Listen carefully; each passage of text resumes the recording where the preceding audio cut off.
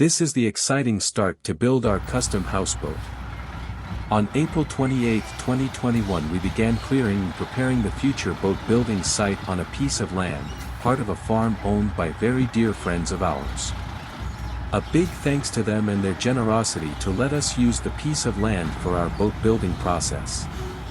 They even cleared a 35 feet by 85 feet area from the vegetation, and an access road using their farm equipment, and put a separate gate up to give us a direct access to the building site.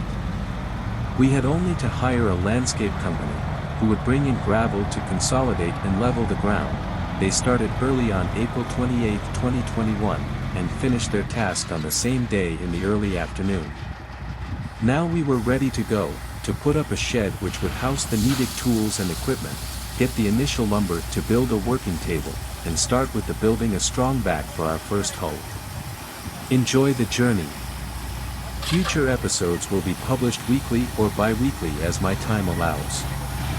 If you have questions, please write them in the comments. I will do the best to answer them as swiftly as possible.